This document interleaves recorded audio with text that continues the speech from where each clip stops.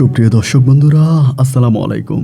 শুক্রবারের এই গভীর রজনীতে যে যেখান থেকে বাস্তব পরীর অলৌকিক গল্প শোনার জন্য আমার সঙ্গে যুক্ত হয়েছেন আমি আপন। আর যে আপন জীবনের গল্পের 1592তম পর্বে আপনাকে প্রতিদিনের মতো স্বাগতম জানাচ্ছি। দর্শক বন্ধুরা, আজ আমি আপনাকে শোনাব সিলেটের ভাই মোহাম্মদ দিন ইসলামের জীবনের এক ভয়ানক ধর্মীয় শিক্ষণীয় অলৌকিক বাস্তব জীবন কাহিনী। বন্ধুগণ, আজকের গল্পের টাইটেল মসজিদের মুয়াজ্জিন ও পরীর বিয়ে ও গায়েবী সংসার। দেখেন, জীবনের গল্পের এই অনুষ্ঠানটাতে আমি অনেক পরীর গল্প রেকর্ড করেছি, তবে এই রকম গল্প মনে হয় আমি একটাও পাইনি যেখানে বিয়েও হয় এবং গায়েবী সংসার হয়। সিলেটের প্রত্যন্ত এলাকার একটা গ্রামের মসজিদের হতদরিদ্র পরিবারের সন্তান মুয়াজ্জিনের জীবনে যা ঘটেছে তা শুনলে রীতিমতো আপনার চোখ কপালে উঠে যাবে। হৃদয়ে ধরে রাখার মতো এক বাস্তব জীবনের গল্প।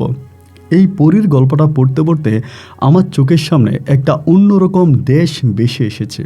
অন্যরকম একটা দেশ আমার মাথায় এসেছে, যে দেশটা আমি বহু কয়েক মাস আগে আমার চোখে দেখে এসেছি, যেটা পৃথিবীর এক অলৌকিক অদ্ভুত এবং আশ্চর্যজনক দেশ। যারা এই মুহূর্ত পর্যন্ত দেখেননি তারা ভিডিওর এই আই বাটনে ক্লিক করে অথবা এই ভিডিওর ডিসক্রিপশনে গিয়ে আপনারা অবশ্যই সেই আশ্চর্যজনক দেশটা দেখে নেবেন এবং আজকের গল্পটা শেষ পর্যন্ত শুনে মুয়াজ্জিন দিন ইসলামকে ঠিক আপনার মতো করে একটা মন্তব্য কমেন্ট বক্সে লিখবেন। ধন্যবাদ সবাইকে। সুপ্রিয় দর্শক বন্ধুরা, আসসালামু আলাইকুম। আমার নাম মোহাম্মদ দিন ইসলাম। আমার বাড়ি সিলেট বিভাগে। বন্ধুগণ, আমি আমার জীবনের গল্পটা শুরু করার শুরুতে আপনাদেরকে আমার পরিবারের সম্বন্ধে জানিয়ে রাখি। আমার পরিবারে আমি আছি, আমার বাবা আছে, মা আছে, রয়েছে আমার দাদা দাদি সহ আমার ছোট একটা বোন আর ছোট দুইটা ভাই। আমরা টোটাল 3 ভাই 1 বোন। আমাদের পরিবারটা সিলেট বিভাগ থেকে অনেক দূরের পাহাড় ঘেঁষা কোনো এক অজপাড়া গায়ের এক নিম্নবিত্ত পরিবার। আমার বাবা পেশায় একজন কৃষক।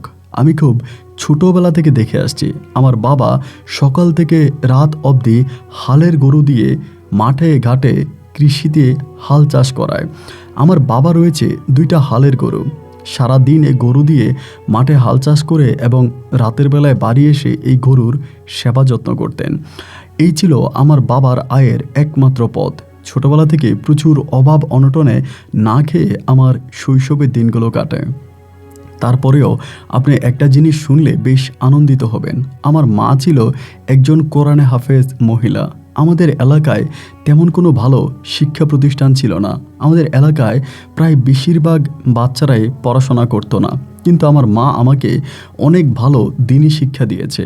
আমার মা একজন কোরআনে হাফেজ মহিলা হওয়ার কারণে আমাদের এলাকায় প্রায় অনেক মেয়েরা বা মহিলারা আমার মায়ের কাছে কোরআন শিখতে আসতো। তারা হাদিয়া বাবদ আমার মাকেই কিছু টাকা দিত। সেই টাকা দিয়েও আমার বাবার সংসারটা বেশিরভাগ ক্ষেত্রে চলতো। এভাবে আস্তে আস্তে করে আমি বড় হতে থাকি। আমার বয়স তখন প্রায় আনুমানিক 6 থেকে 7 বৎসরের কাছাকাছি। আমার একেবারে ছোট ভাইটা তখনও আমার মায়ের কোলে। এ সময় হঠাৎ করে আমার মায়ের ভিতরে একটা ভিন্ন রকম পরিবর্তন দেখা দেয়। পরিবর্তনটা ছিল ঠিক এরকম, আমার মা খুব বেশি একটা রাত জাগতো না।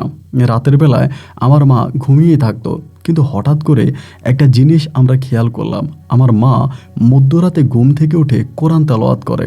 এবং এই জিনিসটা প্রথম আমার বাবার কাছে ভালো লাগলেও এরপরে আমার বাবা এই জিনিসটাকে আর ভালোভাবে নিত না। বাবা বলতো আমি রাতের বেলায় ঘুমোতে পারি না, সারাদিন আমি কাজ করি, মাঠে ঘাটে এমন হাড় ভাঙা পরিশ্রম করি, রাতের একটা প্রশান্তির ঘুম আমি দিব, কিন্তু এই সময় তুমি কোরআন নিয়ে বসো এবং কোরআন তেলাওয়াত করো, যেটা আমার কাছে ভালো লাগে না, এত উচ্চ সুরে তুমি কোরআন পড়ো না। এইভাবে মাকে বকাঝকা দেওয়ার পরে এরপরে আমার মা জাস্ট কোরআন নিয়ে বসে থাকতেন আর গুনগুনিয়ে কোরআন পড়তেন। কেন হঠাৎ করে আমার মা এরকম মধ্যরাতে কোরআন পড়তে শুরু করলেন, এইটা আসলে আমরা আমাদের পরিবারের কেউই বুঝতে পারলাম না। সবাই মাকে জিজ্ঞেস করতেছিলাম, বাবা সহ পরিবারের যারা ছিল, যে মধ্যরাতে তুমি কেন এভাবে কোরআন পড়ো, তুমি তো আগে এরকমটা করতে না, হঠাৎ করে কেন মধ্যরাতে তুমি কোরআন পড়তে শুরু করলা? মা তখন এর কোনো সৎ উত্তর দিচ্ছিল না। কিন্তু দিন যত সামনের দিকে যাচ্ছে আমার মা এভাবে রাত জেগে কোরআন তেলাওয়াতের চর্চা করে যাচ্ছে। এভাবে 1 দিন 2 দিন 3 দিন করে সময়গুলো কাটতে কাটতে তখন রমজান মাস আসে। তো রমজান মাসে বরাবরের মতো আপনারা বুঝতেই পারেন, যেহেতু আমাদের পরিবারটা একটু নিম্নবিত্ত পরিবার ছিল, আমরা আসলে ওভাবে ইফতার করার মতো তেমন কিছু পাইতাম না। তো মাঝে মাঝে একটা হতো কি, যখন আমরা ইফতার করতে বসতাম, আমি কিন্তু একদম ছোট বয়স থেকে রোজা থাকি। আমার আম্মা একদম ছোট বয়স থেকে আমাকে দিনই লাইনে রাখে। তো আমরা যখন ইফতার করতে বসতাম, মা হঠাৎ করে আমাদেরকে এমন কিছু খেজুর এনে দিত, মানে এমন কিছু খেজুর আনতো যেগুলা বেশ অবাক হয়ে যাইতাম। মানে আমরা পরিবারে যারা একসঙ্গে ইফতার করতাম, আমার আব্বা আম্মা দাদা দাদি আমাদের সঙ্গে ইফতার করতো না, ওরা আলাদাই থাকতো। তো আমার আব্বা আম্মা আমরা যখন ইফতার করতাম, মা এই ধরনের তাজা খেজুরগুলো নিয়ে আসতো ইফতারের সময়। তো অনেক সময় মাকে জিজ্ঞেস করতাম যে মা, এই খেজুরগুলো তুমি কোত্থেকে আনো, বা কে তোমাকে এই খেজুরগুলো দেয়? কিন্তু মা এরও কোনো সদুত্তর দেয় না। আর সত্যি কথা বলতে, আমি কখনোই আমার বাবাকে দেখি নাই আমার মাকে জিজ্ঞেস করতে যে তুমি এই খেজুরগুলো কোত্থেকে আনো, বা খেজুরগুলো কে তোমাকে দিয়ে যায়। বাবা জিজ্ঞেস করতো না, মা ইফতারের আগ মুহূর্তে খেজুরগুলো রেডি করে আমাদের সামনে দিত এবং আমরা বরপেট খেজুর খেতাম। এভাবে 1 দিন 2 দিন 3 দিন করে সময়গুলো কাটতেছে, কারো মাঝেই কোনো কৌতূহল নাই, কোনো চিন্তা নাই, ভাবনা নাই, মা দিচ্ছে তো আমরা খাচ্ছি। এভাবে সময়গুলো কাটতে কাটতে একটা পর্যায়ে হঠাৎ করে আমার বাবার মনে কিছুটা সন্দেহ জন্ম হয়। তখন কিন্তু আবার আপনার শেষ হয়ে যায়, রমজান মাস শেষ হয়ে যায়। রমজান মাসের পরে আমার বাবা তখন অনেকটা সন্দেহ করতে থাকে যে কী ব্যাপার, মা কোত্থেকে এরকম খেজুর আনে, বা রমজানের পরে বিভিন্ন ধরনের খাবার মা নিয়ে আসতো, যেটা আসলে শুনলে আপনি অবাক হয়ে যাবেন। উটের মাংস, এরপরে দুম্বার মাংস, এই ধরনের মাংসগুলো আসলে পাওয়াটাই বড় দুর্লভ বিষয়। পাওয়াই যায় না আমাদের এলাকাতে, আমাদের ওই প্রত্যন্ত এলাকায় যেগুলো আরবের খাবার, এই আরবের খাবারগুলো আমার মা কোত্থেকে জানে আনতো। তা এরকম করতে করতে আমরা খাইতাম এবং মা দিত। বাবা একটা সময় সন্দেহ করে বসে, বাবা মনে করে যে আমাদের এলাকায় অনেক লোক আছে যারা বিভিন্ন বাইরে থেকে এসে থাকে, বা এরকমভাবে বাবা তখন সন্দেহ করে যে সম্ভবত মা কোথাও না কোথাও থেকে এই খাবারগুলো নিয়ে আসে। এক কথায় সহজ বাংলায় বলতে গেলে, আমার বাবা সন্দেহ করে বসে যে আমার মা কোনো পরকীয়ায় লিপ্ত আছে। তো আমার বাবা একটু সহজ সরল গ্রামের মানুষ ছিলেন, তিনি বিষয়টা বুঝতে পারেন নাই, এবং বুঝতে না পেরে তিনি একদিন মাকে খুবভাবে মারে, মায়ের উপরে খুব অত্যাচার করে, মাকে অনেক মারে এবং জিজ্ঞেস করে যে তুমি এই মাংসগুলো কোত্থেকে আনো, এই খাবারগুলো কোত্থেকে আনো। যতই মাকে মারা হয়, যতই করা হয়, কিন্তু মা কোনোভাবে আমার বাবার কাছে কোনো উত্তর দিতেন না, নীরবে মুখ বুজে এই অত্যাচারগুলো সহ্য করে যেতেন। 1 দিন 2 দিন 3 দিন করে সময় যত সামনের দিকে যাচ্ছে, এই পরিবারের কোনো পরিবর্তন হচ্ছে না। একইভাবে মাংস আসতেছে, খাবার আসতেছে, আমরা খাইতেছি।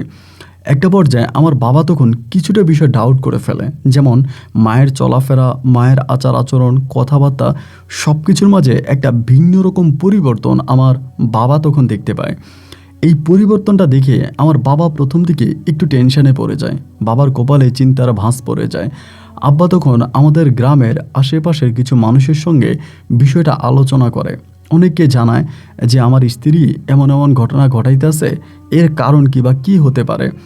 সবাই তখন এক বাক্যে আমার আব্বাকে বলতে শুরু করলো যে অবশ্যই তোমার স্ত্রীর সঙ্গে কোনো খারাপ কিছু আছে, জিন টাইপের কিছু আছে, এবং এরা তোমার স্ত্রীর সঙ্গে থাকার কারণে তোমার স্ত্রী এই ধরনের ঘটনা ঘটাচ্ছে। আমার আব্বা তখন করলো কি, 3-4 দিন পরে অনেক দূরের একটা গ্রাম থেকে একজন হুজুরকে নিয়ে আসছে। হুজুরকে আনার পরে আমার আম্মাকে তখন ডাকতেছে। হুজুরটা তখন আমাদের যেই আপনার উঠান ছিল, উঠানের মধ্যে বসছিল, মোড়ার মধ্যে বসার পরে তিনি, আমার আব্বা তখন আম্মাকে ডাকতেছে যে তুমি একটু এদিকে আসো, একজন তোমার সঙ্গে দেখা করতে আসছে। অবাক করা বিষয় হচ্ছে, মা ঘর থেকেই বলতেছে আমি এই লোকের সামনে যাব না, আমি ওনার সঙ্গে দেখা করব না, ওনাকে চলে যেতে বলেন। আমার আব্বা তখন বলতেছে উনি তোমার সঙ্গে কথা বলতে আসছে, তুমি একটু বের হও, ওনার সঙ্গে কথা বলো।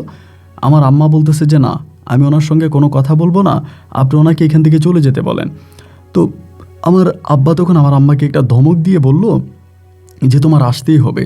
এইটা বলে আব্বা তখন জোর করে ঘরের দরজাটা খুলে মাকে যখন আনতে গেছিল, আমার মা তখন আমার আব্বাকে এমন জোরে একটা ধাক্কা দেয় যে আমার আব্বা ঘর থেকে চিটকিয়ে একেবারে উঠানে গিয়ে পড়ে। আমার মা কিন্তু অনেক পাতলা মহিলা ছিলেন, ওনার শরীরে তো শক্তি ছিল না, অত ভালো খাবারও আমার মা খেতেন না, কিন্তু মায়ের শরীরে এরকম অলৌকিক শক্তি কোত্থেকে আসলো, যা দেখে আমরা সবাই বেশ অবাক হয়ে গেলাম। খুব ছোটোবেলার আমার ঘটনা, যেটুকুন মনে আছে আপনাকে এটুকুই বলি। তো এই ঘটনার পরে আমার আব্বা তখন লাফ দিয়ে উঠে আবারও পুনরায় আমার মাকে জড়ায়ে ধরে। সঙ্গে আমাদের গ্রামের আরও অনেক মানুষরা আছে, এরাও সবাই আমার আম্মাকে ধরে। আম্মা তখন চিৎকার করে একটা কথাই বলতেছিল, তোমরা আমার গায়ে ধরো না, আমি অন্য কারো বউ, আমার গায়ে ধরো না, আমি অন্য কারো বউ। কিন্তু তারা আমার মায়ের কোনো কথাই শোনে নাই। জোর করে আমার মাকে ওই হুজুরের সামনে এসে বসায়। বসানোর পরেই হুজুর তখন তার দোয়া পড়তে শুরু করে। দোয়া পড়তে পড়তে একটা পর্যায়ে আমার মায়ের গায়ে ফু দেয়। মায়ের গায়ে ফু দেওয়া মাত্রই আমার মায়ের কণ্ঠ তখন সঙ্গে সঙ্গে পরিবর্তন হয়ে যায়। মা তখন অ্যারাবিক ভাষায় কথা বলতে শুরু করে, মানে আরবি ভাষায়। হুজুর তখন অবাক হয়ে তাকিয়ে আছে। শুধু হুজুর নয়, আমাদের গ্রামের যারা ছিল সবাই তখন মানে খুব অবাক হয়ে গেল। আমার মা অনর্গল পুরুষের কণ্ঠে আপনার আরবি ভাষায় কথা বলতেছে। হুজুর তখন যখন জোর করলো বাংলায় কথা বলার জন্য, তখন আমার আম্মা বাংলায় কথা বলতে শুরু করে। হুজুর জিজ্ঞেস করলো, আপনার বাড়ি কোথায়? তিনি বলল, আমার বাড়ি সৌদি আরবে। হুজুর বলল, এই মহিলাটা এত ভালো, সে একজন ফারাজগার নামাজ কালাম পড়ে একটা মহিলা, 5 ওয়াক্ত নামাজ পড়ে দিনের পথে চলে, আপনি কেন তার কাছে আসছেন? আপনি কেনই বা তার ক্ষতি করছেন? আমার মাই তখন ওই পুরুষের কণ্ঠে বলতেছিল, ওরে আমার খুব ভালো লাগে, কিন্তু ওর ভিতরে আমার খারাপ কোনো চাহিদা নাই। ওকে আমি আমার মেয়ের মতো দেখি, আর আমার মেয়ের মতো দেখি বলে আমি ওর কাছে আসি। আমি ওকে অনুরোধ করেছিলাম রাতের বেলায় আমাকে কোরআন তালাওয়াত করে শোনানোর জন্য। ও আমাকে কোরআন পড়িয়ে শুনিয়েছে। ও আমার মেয়ে, আমি ওর কোনো ক্ষতি করব না, ওর কাছ থেকে আমাকে আলাদা করো না। হুজুর তখন এক বাক্যে বলে বসলো, আপনি কি বলেন? আপনি হচ্ছেন একটা জিন, আর সে হচ্ছে একটা মানুষ। জিনের সঙ্গে মানুষের এমন সম্পর্ক হতে পারে না, এটা কোনোভাবে আমরা মেনে নিতে পারি না। এই মহিলার 4টা সন্তান আছে, আপনি তাকে ছেড়ে দেন, তাকে আর বিরক্ত করবেন না।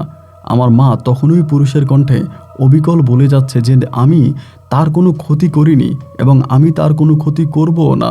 আমি তাকে পছন্দ করি, তাকে আমার ভালো লাগে, সে আমার কন্যা, আমি তাকে এভাবেই দেখি, আর তার সন্তানেরা আমার নাই নাতকর, আমি কখনোই তাদেরকে কষ্ট দিব না। এমন করতে করতে ওই হুজুরটা তখন আমার আম্মার উপরে মানে প্রয়োগ করে, তার যে দোয়া এগুলো প্রয়োগ করার পরে একটা পর্যায়ে আমার মা জ্ঞান হারিয়ে ফেলে। তো জ্ঞান হারিয়ে ফেলার পরে আমার মাকে তখন ভিতরে নিয়ে যায়। এই হুজুর তখন আমাদের বাড়ির চারপাশটা বন্ধ করে দেয়, আমার মায়ের শরীরে তাবিজ পরিয়ে দেয় এবং বিভিন্নভাবে ওই জিনিসটাকে আটকানোর জন্য যা করা প্রয়োজন হয় হুজুর স্বয়ংক্রিয়ভাবে তাই করে যায়। এই ঘটনার প্রায় সপ্তাহখানিক পর্যন্ত আম্মা বেশ ভালোই ছিল। আমার মাঝে আর কোনো সমস্যা ছিল না বা এই টাইপের কোনো কিছু হয় নাই। কিন্তু সপ্তাহখানিক পরে আমার আম্মা পুনরায় আবারও সে আগের মতো আচরণ করতেই শুরু করে। আমার আব্বা তখন দেশকুল না পেয়ে আবারও ওই হুজুরের কাছে গেছে। হুজুরের কাছে যখন আমার আব্বা যায়, ওই সময় বাবা আমাকে সাথে করে নিয়ে যায়। বাবা সাইকেল চালাচ্ছিল, আমি কেরিয়ারে বসে আছি। আব্বা যখন হুজুরকে সব কিছু বললো যে এমন এমন ঘটনা, আমার স্ত্রী তো আবারও আগের মতো শুরু করে দিয়েছে, তাকে তো আমি ঠিক করতে পারতেছি না। হুজুর তখন বলল, আমার যতটুকু কেরামতি আমি আমার কেরামতি সফলভাবে করে এসেছি, আমার কাছে আর কোনো এক্সট্রা পাওয়ার নাই। আমার এই দোয়া দরুদের পরেও যদি এই জিনিসটা আপনার স্ত্রীকে এসে ধরে, তাহলে সেখানে বাজান আমি কিছু করতে পারবো না। আপনি একটা কাজ করেন, আপনি আরও ভালো মানের হুজুরের কাছে যান। তো এই কথা বলার পরে আমার আব্বা ওই হুজুরের বাড়ি থেকে যখন আমাদের বাড়িতে আসছে, আমার আম্মা আমার আব্বাকে বলতেছে যে আপনি এগুলা কেন করতেছেন? আমি তো ওর কোনো ক্ষতি করব না, আমি তো ওর কোনো ক্ষতি করব না, আমি তো ওকে পছন্দ করি, ও তো আমার মেয়ের মতো, আপনি তো আমার মেয়ের জামাই। এই কথাগুলো আমার মাই বলতেছে যে আপনি তো আমার মেয়ের জামাই, কেন ওর কাছ থেকে আমাকে সরাই দিচ্ছেন? ওর কাছ থেকে আমাকে সরিয়ে দিবেন না, আমি ওর কোনো ক্ষতি করব না। এই কথাগুলো আমার মা একটা পুরুষ মানুষের কণ্ঠে আমার আব্বাকে বলতেছিল। আব্বা সেদিন খুব রেগে গেল আমার মায়ের উপরে, কারণ সারাদিন হুজুরের বাড়িতে ছিল। হুজুর কোনোভাবে আমার আব্বাকে কোনো সাইড দেয় নাই এবং হুজুর অপারগতা স্বীকার করেছে। আমার আব্বারও মনে ভীষণ কষ্ট গেছে। আমার আব্বা তখন একেবারে রেগে মেগে হাতে একটা লাঠি ছিল, ওটা নিয়ে আমার মাকে মারতে শুরু করে এবং মারতেছে মারতেছে আমার মা তখন করলো কি, এভাবে মারতে মারতে একটা পর্যায়ে আমার মা আমার বাবাকে একটা ধাক্কা দিল, আবারও সেই পুনরায় ধাক্কা। মনে হয় কি ওই ধাক্কাটার সঙ্গে সঙ্গে আমার বাবা বাতাসে ভেসে অনেক দূরে গিয়ে পড়ছে, এমন একটা অবস্থা। এবং এরপরে আমার মা জ্ঞান হারিয়ে ফেলে। পরে যখন মা ভালো হয়, মানে আমার আম্মা যখন চোখে মুখে পানি দিয়ে ভালো করা হয়, সেদিন রাতের বেলায় আমার আব্বার জ্বর ওঠে। এ কোনো নর্মাল জ্বর ছিল না, আমার আব্বার এত জ্বর হয় যে আমার আব্বা জ্বরে মনে হয় যেন মরে যাবে। মানে হাড় কাঁপুনি জ্বর আমার আব্বার ওঠে। রাতের বেলায় বাড়িতে কবিরাজ আনা হয়, ডাক্তার আনা হয়, মানে যেভাবে চিকিৎসা করা দরকার হয় আমার আব্বাকে সর্বোচ্চ চিকিৎসা আমরা করি, কিন্তু তারপরেও আমার বাবার কোনো দিক থেকে কোনো ঠিক হচ্ছিল না। বাবার শারীরিক কন্ডিশন আরও খারাপের দিকে যাচ্ছে। মাও তখন টেনশনে পড়ে গেছিল, মা কিন্তু তখন ভালো হয়। কিন্তু অবাক করা বিষয় কি জানেন, আমার মা যখন ভালো হয় তখন তিনি আসলে বলতে পারে না যে এর আগে তিনি কি করেছিলেন, কি কি ঘটনা ঘটিয়েছিলেন, এর কোনো কিছু কিন্তু আমার মা সঠিকভাবে ব্যাখ্যা করে বলতে পারে না। যাই হোক, এই ঘটনার পরে আমার বাবা সম্পূর্ণভাবে সিদ্ধান্ত নিয়ে নেয় যে তিনি আর আমার মায়ের সঙ্গে সংসার করবে না। যেহেতু আমার মায়ের এই সমস্যা নিয়ে আমার আব্বা আর আমার মায়ের সঙ্গে থাকবে না। তখন তিনি পারিবারিকভাবে, যেমন আমার দাদা দাদি সহ পরিবারের যারা আছে সবাইকে ডেকে বলে যে আমার আম্মার সঙ্গে তিনি আর সংসার করবে না, আমার আম্মাকে তিনি ছেড়ে দেবে। কারণ আমার আব্বা তো আসলে কম চেষ্টা করে নাই, আর জেনে শুনে তো এমন একটা মানুষের সঙ্গে সংসার করা যায় না। দিন যত সামনের দিকে যাচ্ছে আমার মায়ের পাগলামি ঠিক ততটাই বাড়তেছে। কোনো দিক থেকে কোনো কিছু কমার কোনো লক্ষণ আমরা দেখতেছি না। তো আব্বা তখন সর্বোপরি সিদ্ধান্ত নিয়েই নিল যে না, মায়ের সঙ্গে তিনি আর সংসার করবে না এবং মাকে তিনি ছেড়ে দিবে। গ্রামের অনেকে আমার আব্বাকে বুঝাচ্ছিলেন, কিন্তু আমার আব্বা আর কারো বুঝে মাথায় নিলেন না। তিনি ফাইনাল সিদ্ধান্ত নিয়েই নিলেন যে তিনি আমার মাকে ছেড়ে দেবেন। সবাই বলা বলি করতেছিল, তোমার ছেলে মেয়েগুলো এখন অনেক ছোট, তাদেরকে কে দেখবে, তাদের কি হবে, এবং তাদের ভবিষ্যতের কথা চিন্তা করে হলেও তুমি তোমার সিদ্ধান্তের পরিবর্তন ঘটাও। কিন্তু কোনোভাবে আমার আব্বা কারো কোনো কথাই শুনলেন না। এক বাক্যে এক কথায় আমার আব্বা একই কথা বললেন যে না, এই মহিলার সঙ্গে আমি আর থাকতে পারবো না। পরিশেষে আমার মাকে আমার দাদি তখন বলতেছিল, একটা কাজ কর, তো ওরে এইভাবে ছাইড়ে দিস না, ওর বাপের বাড়িতে পাঠিয়ে দে। মানে এখনই ছাড়াছাড়ি করার দরকার নাই, ওর বাপের বাড়িতে পাঠিয়ে দে। পাশের ঘরের দাদি বা আমাদের পরিবারের মানুষ সবাই যখন আব্বাকে এটা বলে, আব্বা তখন আমার নানাভাইকে খবর দেয়, এবং আমার নানাভাইকে খবর দেওয়ার পরে আমার নানাভাইয়ের কাছে তখন আমার মাকে দিয়ে দেওয়া হয়। তো আমার নানাভাই সাদরে আমার মাকে তখন আমার নানু বাড়িতে নিয়ে যায়। কিন্তু মায়ের জন্য খুব কান্না করতাম, ছোটো মানুষ ছিলাম তো, অনেক খারাপ লাগতো, কষ্ট হতো। তো এই ঘটনার কিছুদিন পরে আমি আমার মায়ের কাছে যাওয়ার জন্য খুব পাগলামি করতেছিলাম, মায়ের কাছে যাব, কিন্তু আব্বা আমাকে আমার মায়ের কাছে যেতে দিবে না। আব্বা তখন সিদ্ধান্ত নিয়েছে তিনি আরেকটা বিয়ে করবে। মায়ের সঙ্গে কিন্তু আব্বার ছাড়াছাড়ি হয় নাই। এরপরও আমাদেরকেও তো দেখাশোনা করতে হবে। আমার মানে বোনটা তখন অনেক ছোট, ভাইগুলো অনেক ছোট, তা ওদেরকে তো দেখাশোনা করতে হবে। আমার মাকে আমার মারে কিন্তু কেউরই নিতে দেয় নাই।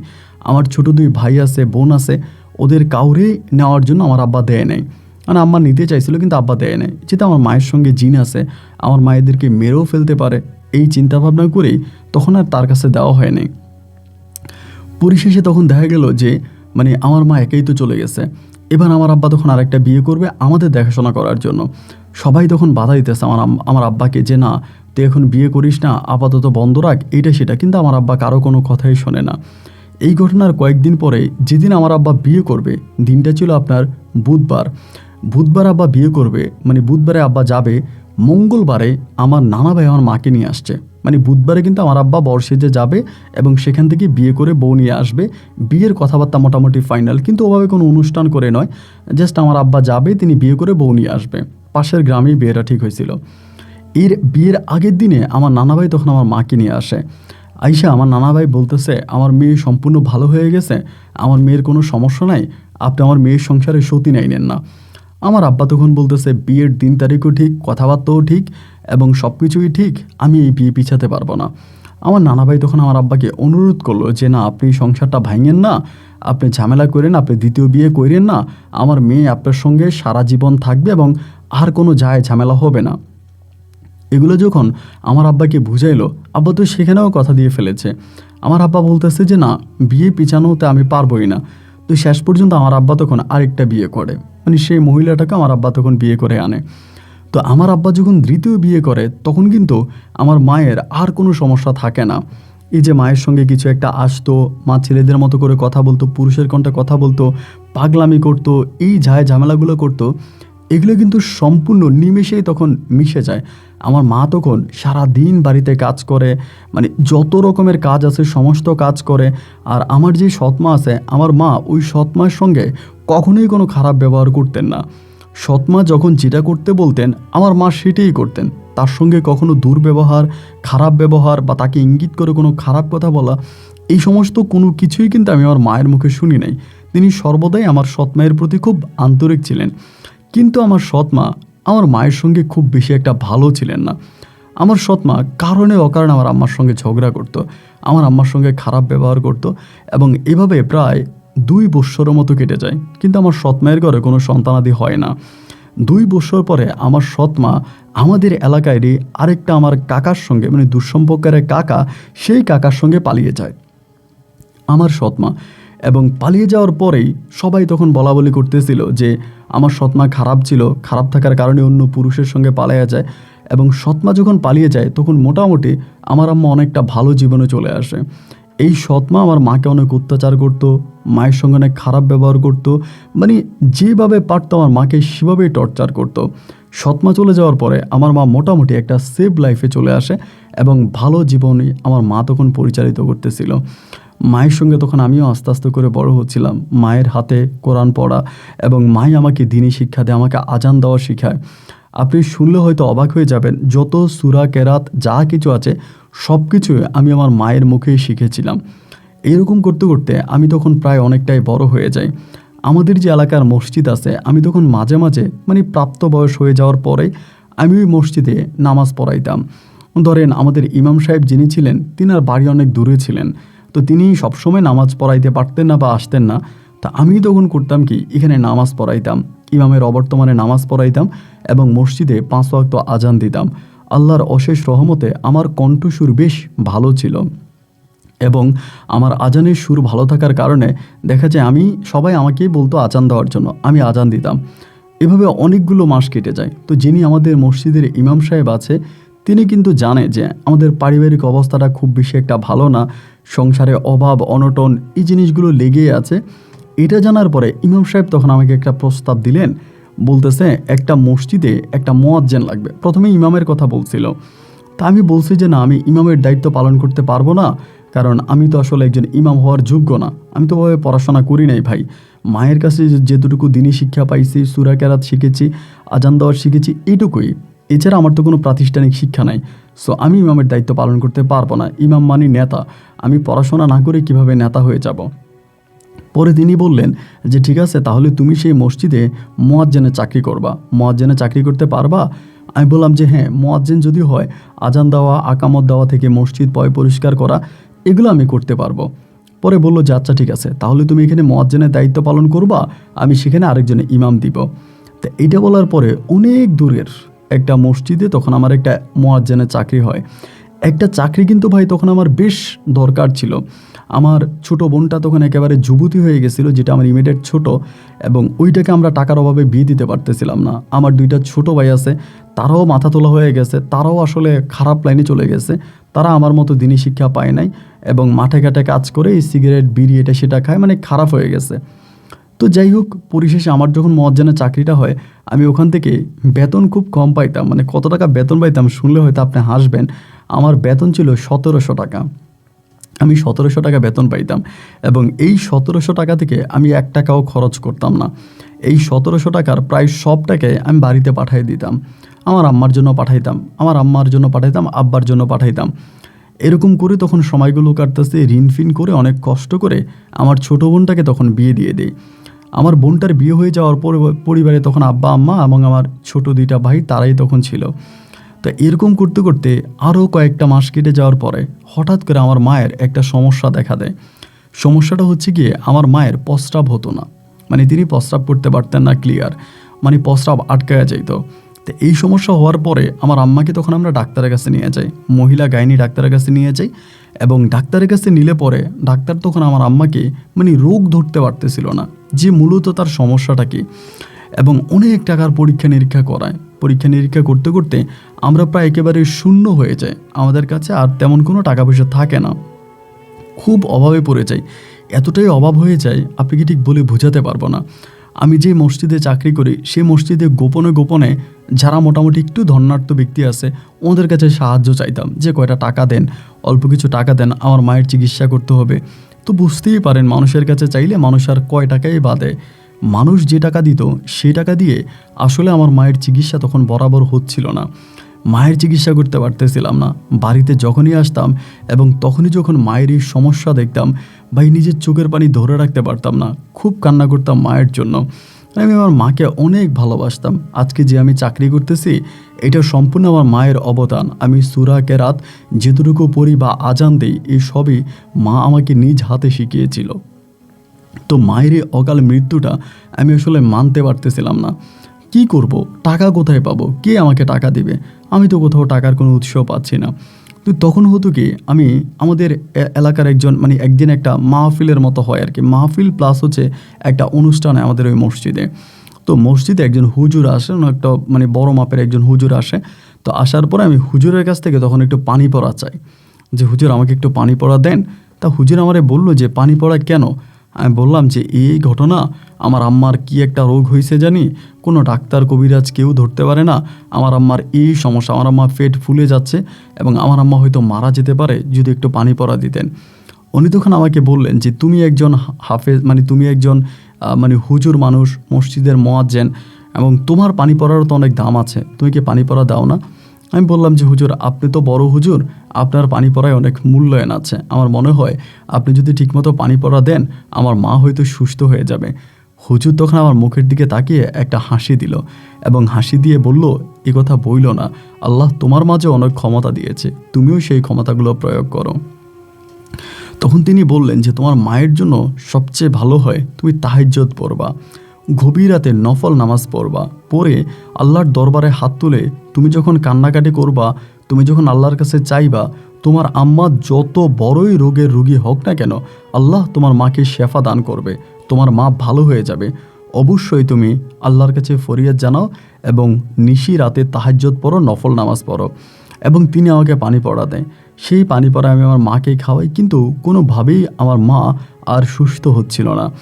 তারপরে উনি আমাকে যে কথাটা বলেছিল নফল নামাজ পড়ার জন্য, তারপরে রাত জেগে আল্লাহর কাছে প্রার্থনা করার জন্য, তারপরে হচ্ছে আপনার তাহাজ্জুদ পড়ার জন্য, যেগুলো তিনি আমাকে পড়তে বলছিল, আমি তখন এই কাজগুলো বরাবর করতেছিলাম। মায়ের জন্য অঝরে কান্না করতেছি, চোখের পানি ঝরাইতেছি এবং নিশিরাতে বসে বসে আমি কোরআন পড়তেছি, তাহাজ্জুদ পড়তেছি। এই করতে করতে একদিন রাতের বেলায় আমার তাহাজ্জুদের আপনার নফল নামাজটা পড়ে আমি তখন কি করি, আপনার এই জায়গার মধ্যে কান্না করতে করতে ঘুমিয়ে যাই। কান্না করতে করতে এই জায়গাটার মধ্যে ঘুমিয়ে যাচ্ছিলাম। তো ঘুমিয়ে যাওয়ার পরে আমার কাছে মনে হলো যে সম্ভবত কেউ একজন আমার কাছে এসে দাঁড়ায় আছে বা আমার পাশে বসে আছে। ঘুমের মধ্যে তো তারপরে এরকম একটা অনুভব আমার মাঝে হচ্ছে যে কেউ মনে হয় আমার সামনে দাঁড়ায় আছে বা আমার পাশে দাঁড়ায় আছে, এরকম একটা অনুভব আমি তখন করতেছিলাম। তো করার পরে আমি তখন হঠাৎ করে চোখটা খুললাম এবং চোখটা খোলার পরে আমার জায়গায় যদি অন্য কেউ হতো তাহলে হয়তো ভয় পেয়ে বা প্রস্রাবই করে দিত মসজিদে, এমন অবস্থা হইতো। কিন্তু ছোটোবেলা থেকে তো মায়ের সঙ্গে অনেক সমস্যা দেখতাম, এই জন্য আমার ভিতরে একটু সাহস কাজ করেছে। আমি চোখটা মেলেই দেখলাম কি যে আমার থেকে মোটামুটি একটু দূরে একটা লোক বসে আছে, তার হাতে একটা তবজি এবং মাথায় একটা সাদা পাগড়ি। লোকটা একেবারে দবদবে সাদা। তাকে দেখে আমার কাছে স্বাভাবিক কোনো মানুষ মনে হয় নাই। তো মসজিদে তখন বাতি জ্বলতেছিল বেশ কম আলো দিয়ে আর কি। তা লোকটাকে দেখেই আমি তখন বসে গিয়ে ধরপড় করে কাঁপতেছিলাম, খুব ভয় পাইছিলাম। ধরপড় করে কাঁপতেছে এবং তার দিকে তাকায় আছে। আমি প্রথম দেখাতেই বুঝে গেছি যে তিনি কোনো স্বাভাবিক মানুষ নন, তিনি অন্য কিছু। আর অবাক করা বিষয় হচ্ছে, আমি যে মসজিদে আমি ছিলাম, ওই মসজিদে আমি ভিতর থেকেই লক করে রাখি। মসজিদের দরজাটা আমি ভিতর থেকে লক করে রাখি। আমি তাকায় দেখতেছি যে মসজিদের দরজাটা ভিতর থেকে নক করা। যেহেতু দরজাটা ভিতর থেকে লাগানো, তাহলে বাইরে থেকে কোনো মানুষ ভিতরে আসবে সেটা প্রশ্নই আসে না। আমি খুব ভয় পেয়ে গেছিলাম, এতটাই ভয় পাইছিলাম এবং কি করবো ঠিক বুঝতে পারতেছিলাম না। যখন দেখলাম যে দরজা লাগানো ভিতর থেকে, তখন ভয়টা আরও বেড়ে গেছে। তো ভয়কে জয় করে আমি তখন একদম নরম কণ্ঠে ওনার দিকে তাকিয়ে আমি সালাম দিলাম যে আসসালামু আলাইকুম রহমতুল্লাহি অবরাকাতু। অনেক শুদ্ধ করে বা সুন্দর করে সালাম দিলাম। তিনি একটা মুচকি হাসি দিয়ে সালামের উত্তর দিয়ে আমারে বলতেছে, ভালো আছো? দিন ইসলাম? আমি বললাম, জি হুজুর, ভালো আছি। তো তিনি আমারে বলে, তুমি কান্না করতেছো কেন, এটা বলে। তাই আমি বললাম যে আমি নিজেই বলতেছি যে হুজুর, আমার মা তো অনেক অসুস্থ, আমার মাকে অনেক ডাক্তার কবিরাজ দেখাইছি, কোথাও কোনোভাবে আমার মায়ের চিকিৎসা করতে পারতেছে না, বা আমরা আর্থিকভাবে অনেকটা দুর্বল, কী করবো ঠিক বুঝতে পারতেছিলাম না। মায়ের জন্য বেশ খারাপ লাগতেছিল, এই জন্য এখানে শুয়ে শুয়ে কান্না করতেছি। উনি তখন আমার দিকে তাকিয়ে আরেকটা হাসি দিয়ে বলে, তুমি কি আমাকে চিনতে পেরেছো?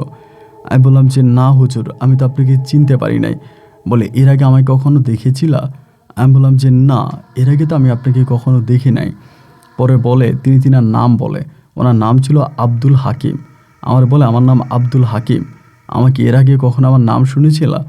তখন আমি বলতেছিলাম যে না হুজুর, আমার ঠিক মনে পড়তেছে না।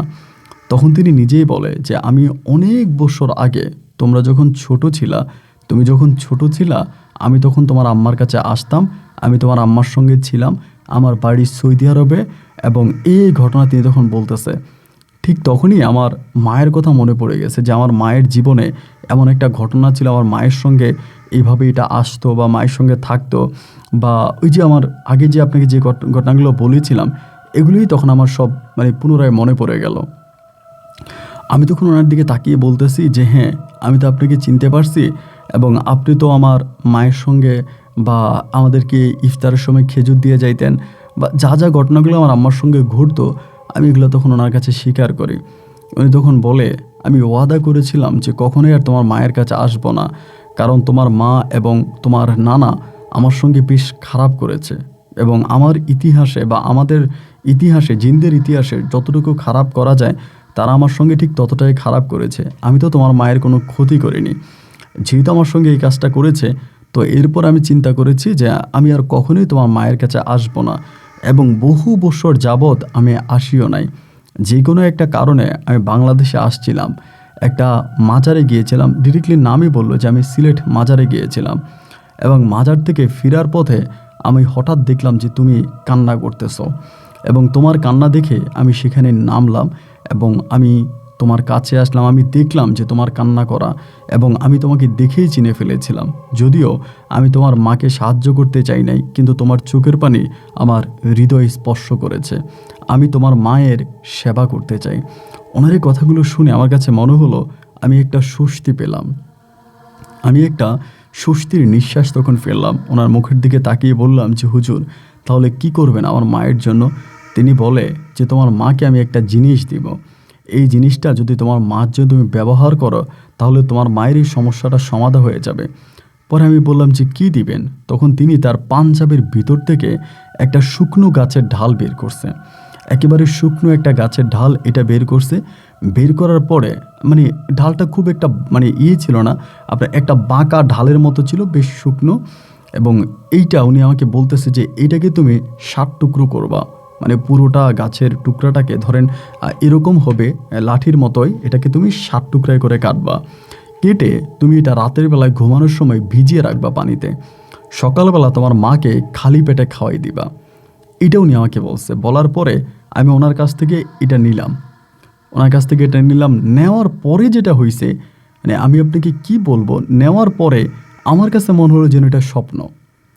ওনার কাছ থেকে এটা নেওয়ার পরে আমি ছাতে রাখার পরে আমার ঘুমটা ভেঙে গেছে, এবং ঘুমটা ভেঙে যাওয়ার সঙ্গে সঙ্গে আমি লাফ দিয়ে উঠি, মসজিদের মধ্যে লাফ দিয়ে উঠি, এবং লাফ দিয়ে উঠেই আমি দেখতে পাই যে আমার সামনে তখন এই লাঠিটা পড়ে আছে। তার এতক্ষণ আমার সঙ্গে যা কিছু হয়েছিল তা কি আদৌ স্বপ্ন ছিল নাকি সত্যি ছিল, আমি ঠিক আসলে বুঝতে পারতেছিলাম না। তবে আমি ঘুম থেকে উঠে দেখি যে জিনিসটা তিনি আমাকে দিয়েছিলেন এটা আমার মাথার কাছেই পড়ে আছে। আমি তখন এটা হাতে নিলাম, এবং হাতে নিয়ে আমি দৌড়িয়ে মসজিদটা খুললাম, এবং মসজিদ খোলার পরে বের হয়ে ডাইনে বামে তাকাচ্ছিলাম, কাউকে দেখতে পাচ্ছি না। আমি যে মসজিদে মুয়াজ্জিনের চাকরি করতাম, এটাও ছিল একটু আপনার জনশূন্য এলাকা। রাস্তার পাশের একটা মসজিদ ছিল। বেশিরভাগ সময় এখানে যে একটা বাজার আছে, ওই বাজারের মানুষই নামাজ পড়তো, কোনো গ্রামের মানুষ খুব বেশি একটা আসতো না। এবং এই মসজিদটা সবচেয়ে বেশি জমজমাট হতো বাজারের দিন। এখানে প্রতি মঙ্গলবারে বাজার হয়, সাপ্তাহিক বাজার। ওই মঙ্গলবারে অনেক মানুষ এখানে আসে। তো এর পরের দিনই কিন্তু মঙ্গলবার, আমি কিন্তু সোমবারে স্বপ্নটা দেখি, সোমবার রাতে, এবং এর পরের দিনে মঙ্গলবার। তো রাত 4টার পর থেকেই কিন্তু মানুষ বিভিন্নভাবে বাজারে আসতে শুরু করবে। তো আমি তখন করলাম কি, এদিক সেদিক কাউকে দেখতে পাচ্ছি না, এবং দৌড়ে আমি তখন এই মসজিদটা খোলা রেখেই আমি তখন আমার রুমে চলে গেলাম। রুমে যাওয়ার পরে মনে মনে ভাবতেছি এটা আমার সঙ্গে কি ঘটলো, আমি এটা কি দেখলাম, আদৌ কি এটা সত্যি, তিনি কে ছিলেন। মানে আমি তখন বারবার এই প্রশ্নগুলো নিজেকে নিজে করতেছিলাম, এবং প্রশ্নগুলো নিজেকে নিজে করতেছি আর চিন্তা করতেছি যে তিনি আসলেই কে এবং কেনই বা আমার কাছে আসছে, তিনি আমার কাছে কি চায়। মানে এই প্রশ্নগুলো করতে করতে একটা সময় আমি প্রায় অজ্ঞান হয়ে যাওয়ার মতো অবস্থা। বসে থাকতে থাকতে তখন হঠাৎ করে ফজর আজানের শব্দ পাচ্ছিলাম। আশেপাশের মসজিদগুলোতে তখন আজান দিচ্ছিল। আমি তখন আর বিলম্বিত না করেই আমি তখন একটু লেট করে তখন মসজিদে আজান দিতে গেলাম। তো আজান দেওয়ার পরে বাজারে কিছু মানুষ তখন নামাজ পড়ার জন্য আসছিল। ওরা মসজিদে ঢুকেই বলতেছে যে হুজুর, মসজিদে আপনি কি দিছেন। এত আতরের গন্ধ ভাই, এত সুঘ্রাণ মসজিদে, যা বলার মতো না, যেটা আমার নাকেও আসছিল। কিন্তু আমি তো আমার ওই ভয়ের কারণে এই জিনিসটাকে খুব বেশি একটা উপলব্ধি করতে পারি নাই। তবে সবাই যখন আসছে এক বাক্যে সবাই বলতেছে যে হুজুর কি দিয়েছেন মসজিদে। আমি বললাম যে ভাই আমি তো মসজিদে কিছু দেই নাই। তা বলে যদি মসজিদে কিছু না দিবেন তা মসজিদে এরকম সুঘ্রাণ আসতেছে কিভাবে। কোনো কিছু বললাম না, ফজরের সালাদটা আদায় করলাম। সালাদটা আদায় করে আমি তখন সোজা আর কোনো কিছু না বলে বাড়ির পথে রওনা দিলাম। যে লাঠিটা ছিল এটা একটা লাল কাপড় দিয়ে পেঁচিয়ে ব্যাগে নিয়ে আমি তখন বাড়িতে রওনা দিলাম। বাজার কমিটি আর মসজিদ কমিটি বাজার কমিটিকে বললাম যে এমন এমন ঘটনা, আমাকে ইমার্জেন্সি বাড়িতে যাইতে হবে। উনি বলে হুজুর আজকে তো বাজারের দিন, জোহরের নামাজের সময় অনেক মানুষ নামাজ পড়বে, আপনি থাকবেন না, এটা কেমন কথা। আমি বললাম যে দেখেন উনি জানে আমার মা একটু অসুস্থ, আর যে কোনো সময় বাড়িতে আমার যাওয়া লাগবে। আর আমি বললাম তো ইমাম সাহেব থাকবে তো, কোনো সমস্যা নাই। আর এখানে আরেকটা বিষয় কি, ইমাম সাহেব কিন্তু ফজরের নামাজ পড়াতেন না, ফজরটা আমিই পড়াইতাম। ইমাম সাহেব জোহর, আসর, মাগরিব আর এশা পড়ায় তিনি চলে যেতেন। মসজিদে আমিই থাকতাম। মসজিদ দেখাশোনা করা, পরিষ্কার করা থেকে মসজিদে যাবতীয় যত কাজ আছে এই সমস্ত কাজগুলো আমিই করতাম। তো বাজার কমিটির সভাপতিরে আমি বইলে আমি তখন বাড়িতে রওনা দিলাম। বাড়িতে গেছি, বাড়িতে যেতে যেতে অলমোস্ট বিকাল হয়ে গেছে। বিকাল হয়ে যাওয়ার পরে তখনও দেখি যে আমার বোন, যেটা আমরা বিয়ে দিয়ে দিয়েছি, আমার বোন ওই মায়ের সেবা করতেছে এবং মায়ের অবস্থা খুব খারাপ। তো আসার পরে মা আমার দিকে তাকে একটা হাসি দিছে। মায়ের ওই হাসিটা দেখে মনে হলো কি আমার কলিজাটা ভরে গেছে ভাই। মা আমারে বলতেছে তুই কেন আসছিস। আমি বললাম কেন আসছি মা আমি তো জানি না, তবে এটা বলতে পারে আমি তোমার জন্য ওষুধ নিয়ে আসছি। তো মায়ের আর কোনো কিছু বললাম না। সে রাতে আমি আর গেলাম না। ওই রাতের বেলায় সন্ধ্যা রাতে আমি এশার নামাজ পড়ে পানির মধ্যে আমি তখন এটা ভিজিয়ে দিলাম, যেভাবে উনি আমাকে বলছিল। এইভাবেই ভিজিয়ে দেওয়ার পরে আমার মাকে আমি পরের দিন সকালবেলা খাওয়াইলাম। প্রথম টুকরাটা খাওয়ানোর পরে আমার মায়ের যেই সমস্যাটা ছিল প্রস্রাব আটকিয়ে যাওয়া, এইটা সম্পূর্ণভাবে ক্লিয়ার হয়ে গেছে। প্রথম দিনেই মা অবাক হয়ে আমারে বলতেছিল তুই আমারে কী খাওয়াইলি। এবং ওই পানিটা এতটাই মিষ্টি ছিল, আমার মা পুরোটা পানি ঢকঢক ঢকঢক করে খেয়ে ফেলেছে। পানিটা এতটাই মিষ্টি ছিল এবং খাওয়ার পরে মা বলতেছে তার অর্ধেক অসুখ ওই সময়ে ভালো হয়ে গেছে। আমি তখন আর গেলাম না, খবর পাঠাইলাম মসজিদে যে আমি কয়েকদিন থাকবো বাড়িতে, আমার ছুটি লাগবে। লোক দ্বারা খবর পাঠিয়ে আমি তখন বাড়িতেই থেকে গেলাম। পরের দিন রাতে একইভাবে আমি আবারও গ্লাসের মধ্যে আরেকটা টুকরো ভিজিয়ে দিলাম। পরের দিনে টুকরোটা ভিজিয়ে দেওয়ার পরে আমার মা বলতেছে এটা নাকি চিনির মতো মিষ্টি। আমার বোন তখন করলো কি, তার আঙুল দিয়ে ওই পানি থেকে একটু তার জিহ্বার মধ্যে নিছে। জিহ্বার মধ্যে নিয়ে আমার বোন বমি করে দেওয়ার উপক্রম। আমার বোন বলতেছে মা কি বলেন আপনি, এটা মিষ্টি, এটা তো খুব তিতা। আমার মা বলে না কালকে যে আমি খেয়েছিলাম, কালকেরটা তো আমার কাছে বেশ মিষ্টি লেগেছে, কেন তুই তিতা বলতেছিস। আমার বোন বলতেছে আমার পুরো মুখ একেবারে তিতকটা হয়ে গেছে, এটা কি দিয়া মা। আমার মা তখন একটুখানি মুখে চুমুক দিয়েছে পানিটা, এবং চুমুক দিয়ে মা বলে ওই কী রে বলে এগুলা, ও কি পাগল হয়ে গেছে নাকি। আমি যে মুখে দিলাম এটা যে এত মিষ্টি লাগতেছে, তা ও যদি মুখে দেয় তাহলে এরকম তিতা লাগবে কেন। মা আর মেয়ের কথা শুনে আমি অবাক হয়ে তাদের দিকে তাকিয়ে আছি। মা বলে এটা চিনির থেকেও মিষ্টি, মধুর থেকেও মিষ্টি, আর আমার বোন বলতেছে যে এটা এত তিতা যা জিহ্বায় রাখা যায় না। তাদের দুজনের কথাকে ডিভাইডেড করে আমি তখন নিজেই করলাম কি একটুখানি আমার জিহ্বার মধ্যে দিলাম। যখনই একটুখানি আমি আমার জিহ্বার মধ্যে দিলাম, আমার কাছে মনে হলো যে আমার জিহ্বা থেকে আমার কলিজা পর্যন্ত পুরো তিতা হয়ে গেছে, সম্পূর্ণ তিতা হয়ে গেছে। আমি জায়গার মধ্যে বমি করে দিছি। আমার মা তখন অবাক হয়ে আমার দিকে তাকিয়ে আছে। আমার বোন বলে কী হয়েছে। আমি বললাম আরে বোন তুই তো ঠিকই বললি, এটা তো খুবই তিতা। আমার আম্মা বলে, তোরা কি বলিস, আমি তোদেরকে বুঝাতে পারবো না। আমার কাছে এটা এত মিষ্টি মনে হচ্ছে, আর আমিও এটা বিশ্বাস করি, কারণ এটা যে পরিমাণের তিতা তা আমি মুখে দিতে পারি না। কিন্তু আমার মা ঢকঢক ঢকঢক করে গিলে খেয়ে ফেলতেছে। তার মানি তো আমার মায়ের মুখে এটা তিতা লাগতেছে না, এটাই সত্যি। তার খাওয়ার স্বাদ দেখে আমি তাই বুঝতেছি। পরে দেখা গেল কি যে আসলেই তাই, আমার আম্মা খেয়ে ফেলতেছে কিন্তু আমরা খাইতে পারি না, আমরা জিব্বাতেও নিতে পারি না, এত তিত করি, এত বাজে। কিন্তু আম্মার মুখে কোনো কিছুই বাঁধতেছে না। এইভাবে 7 দিন 7 টুকরো করে আমার মাকে খাওয়াইছে। আমার মা সোজা হয়ে দাঁড়ায় গেছে। আমার মা সোজা হয়ে দাঁড়ায় গেছে, তার প্রস্রাবের যে সমস্যা ছিল এইটা পরিপূর্ণ ক্লিয়ার হয়ে গেছে এবং মা সম্পূর্ণ ভালো হয়ে গেছে। তো আমি তখন চিন্তা করছি, উনি কিন্তু আমার কোনো কিছু বলে নাই যে এটা তুমি কারো কাছে বইলো না, এটা কারো কাছে তুমি জানাইও না, এরকম কিন্তু কোনো কিছু উনি বলে নাই। না বলার পরেও আমি তখন মাকে একবার ভাবতেছিলাম যে বিষয়টা জানাবো। আবার চিন্তা করতেছি জানাইলে তিনি আবার কি মনে করে। আমি মাকে কোনো কিছু বলি নাই, শুধু মাকে বলছে একটা কবিরাজের কাছ থেকে আনছিলাম লাঠিটা, কবিরাজ বলছে কেটে কেটে রসটা খাওয়াইলে তুমি ভালো হবা। আমি মায়ের কাছে তখন সত্যিটা গোপন করি। সত্যিটা গোপন করে 10 দিন পরে আমি আবারও আমার ওই মসজিদে জয়েন করি যেখানে আমি চাকরি করতাম। তো জয়েন করার পরে তখনই আমি রাতের বেলায় আমার রুমের মধ্যে বসে থাকি আর শুধু ভাবতে থাকি যে কী হলো এটা আমার সঙ্গে এটা কী হলো, এবং তিনি কেনই বা আসলো, এবং তিনি কী চায়, আমার মায়ের সঙ্গে তার এমন কী সম্পর্ক ছিল, এবং এত বছর পরে তিনি কেন দেখা দিল। তিনি তো অবশ্যই ভালো কোনো কবিরাজ, আমার কাছে এটা মনে হচ্ছে। হওয়ার পরে হলো কি ভাই, আমি এই মসজিদে রাতের বেলায় এবার বসে থাকতাম, শুধু তারা ডাকতাম, যেভাবে ডাকা দরকার এইভাবে তারা ডাকতাম। এভাবে প্রায় 40 থেকে 41 দিন পর্যন্ত আমি মসজিদে বসে তার জন্য ধ্যান করি, এবং 40-41 দিন পরে তিনি একদিন আমাকে স্বপ্নে দেখায়, এবং স্বপ্নে এসে তিনি ক্লিয়ারভাবে আমাকে বলে দেয় যেন আমি তাকে এভাবে আর না ডাকি, এভাবে আমি তাকে ডাকি এতে তার কষ্ট হয়। তিনি আমাকে স্পষ্ট করে বলে যে এভাবে ডাকাতে তার কষ্ট হয়, যেন আমি তাকে আর না ডাকি, তিনি আমাকে এটা বলে দেয়।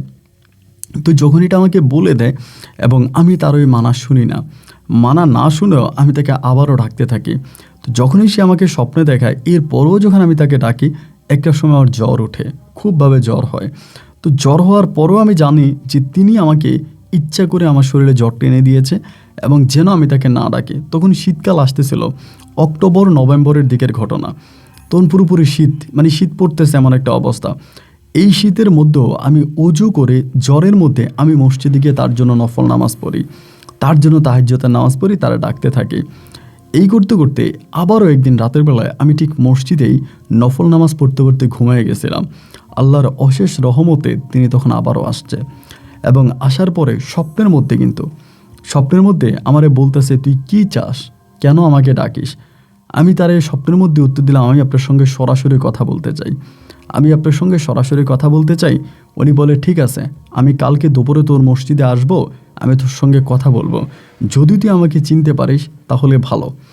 এইটা বলার পরেই তো আমার ঘুমটা ভেঙে গেছে। তা আমি আলহামদুলিল্লাহ ওনার একটা ডাক পাইছি, এতে আমি ধরেন খুশি যে উনি আগামী দিন আসবে। আমি তো পরের দিন খুবই এক্সাইটেড। উনি কিন্তু আমাকে বলেছে যে দেখি তুই আমাকে চিনতে পারিস কিনা। তা আমার চিন্তা ভাবনা হচ্ছে যে উনি কোনো না কোনো একটা রূপে আসবে, কোনো না কোনো একটা সুরুত নিয়ে আসবে, এবং আমি তার সঙ্গে কথা বলবো বা তাকে আমি চিনবো কিনা সে আমাকে সেটা বলেছে। এবার আমি নিজের মতো করে আসি যে ঠিক আছে, উনি কীভাবে আসে বা কোন পোশাকে আসে, কেমন করে আসে, এটা নিজে বসে আছে। তো তারপরে হলো কি, জোহরের নামাজটা পড়ে ফেলার পরে জোহরের পরে একটা বাড়ি থেকে খাবার আসছে। একটা বাড়ি থেকে এমনি কিন্তু বিভিন্ন বাড়ি থেকে আমার জন্য খাবার নিয়ে আসে, কারণ নির্ধারিত তো এখানে তো কোনো ধরেন আপনার বাড়িঘর নাই, অনেক দূরের বাড়ি আছে। তো সেখান থেকে মাঝে মাঝে বাজারে লোক দিয়ে আমার জন্য খাবার পাঠায় দেয়। বাজারে সভাপতির দোকান আছে, ওনার দোকানে দেওয়া যায়, তিনি লোক দিয়ে খাবার পাঠায়। তো সেদিন হলো কি, একটা লোক সরাসরি আসছে এবং আইসা আমার খাবারটা দিয়ে গেছে। তার পরনে ছিল লুঙ্গি এবং গায়ে ছিল গেঞ্জি। খাবারটা দিয়ে আমারে বলতেছে, খাবারটা খাও আর আমার জন্য দোয়া কইরো। তো এইটা বলছিলাম যে ঠিক আছে। পরে আমারে বলতেছে, তোমার আম্মা কি সুস্থ হয়েছে? আমি বললাম, হ্যাঁ, আমার আম্মা আলহামদুলিল্লাহ অনেকটা সুস্থ হয়েছে। তিনি তখন বলে, তাহলে কবিরাজে কাজে লেগেছে। তো আমার ভাইয়ের এই জিনিসটা মাথায় নাই, কারণ আমার তো স্বাভাবিকভাবে একটা লোক আসছে, খাবার দিছে, এই জিনিসগুলো মাথায় থাকার কথা না। খাবারটা দেওয়ার পরে তিনি চলে যাওয়ার পরেই আমি তখন করলাম কি, 3টা বক্স ছিল এখানে। প্রথম বক্সটা খোলার পরেই আমি দেখলাম যে খেজুর, এবং খেজুরগুলো মনে হয় কি গাছ থেকে এইমাত্র ছিঁড়ে আনা হয়েছে, অনেক বড় বড়, মনে হয় যেন একেবারে ফ্রেশ। খেজুরটা দেখে আমি পুরোপুরি শিওর হয়ে গেলাম উনি এসে।